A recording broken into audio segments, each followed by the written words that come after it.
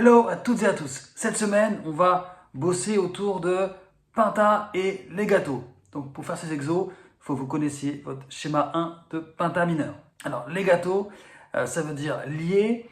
En guitare, ça se traduit principalement par des hammers et des pull-offs. On va faire beaucoup d'hammers aujourd'hui et aussi un peu de slide également. Donc, il y a 5 exos. Allons-y étape par étape. Donc le premier, on est en Penta de La mineur. Donc votre schéma numéro 1, qui je le rappelle fait ça. Alors on va le jouer en legato, donc avec des hammers. Ça veut dire que, par exemple, sur la corde de mi grave, je vais jouer pleinement au médiator la case 5, mais la deuxième note va être jouée avec la main gauche, en l'occurrence le petit doigt, qui va venir taper la 8e case de la corde de mi grave. Okay. Et ça, on va le faire sur chaque corde. Ça va donc faire.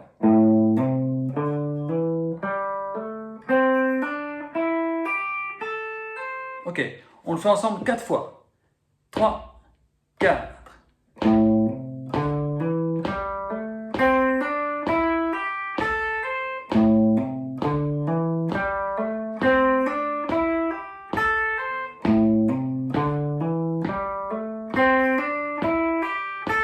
Dernière.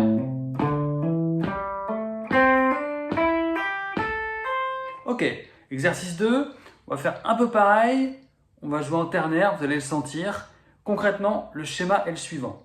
Je pars corde de mi grave, corde de la, corde de ré, corde de sol, et je reviens corde de ré, puis corde de la. Ce qui fait donc. Ok, et ça je vais le faire en boucle 4 fois également. On y va, 1, 2, 3, 2, 2, 3.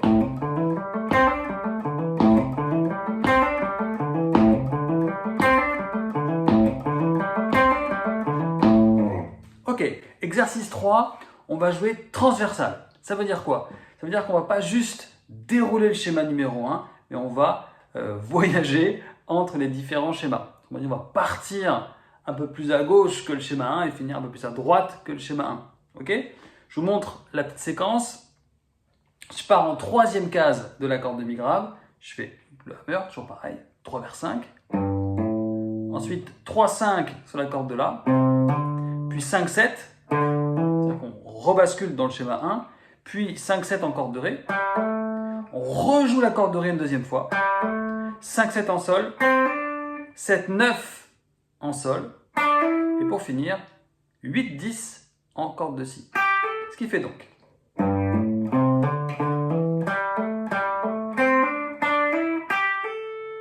Ok, on le fait ensemble 4 fois également. 3, 4.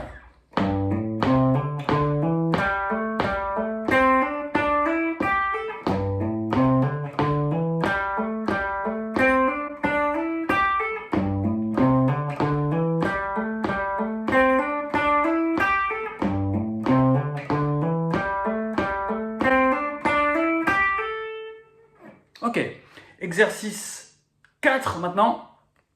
On va partir un peu du même principe transversal, mais on va y rajouter des slides. On repart, pareil, corde de mi grave, hammer de 3 vers 5, corde de la, 3, 5, et là on glisse vers 7, okay. Corde de ré, 5, 7, corde de sol, 5, 7, je glisse vers 9, corde de si, 8, 10, mi aigu, 8, 10, je glisse vers 12, et pour finir, une petite tonique avec notre la qui est en corde de si, case 10. Ça fait ça.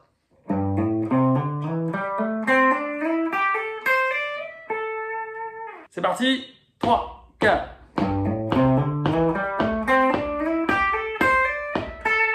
Encore, 3, 4. Encore, 3, 4. Petite dernière, 3, 4.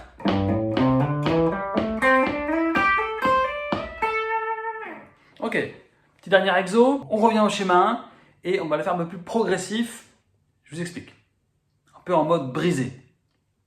Donc je vais faire, je parle en corde, mi, la, ré, je redescends d'une marche, donc la, puis ré, sol, puis je redescends, ré, sol, si, je redescends, sol, si, mi. Donc ça fait ça. Je le refais. Alors évidemment, ce genre d'exo se bosse d'abord lentement pour bien installer la coordination et un hammer bien maîtrisé.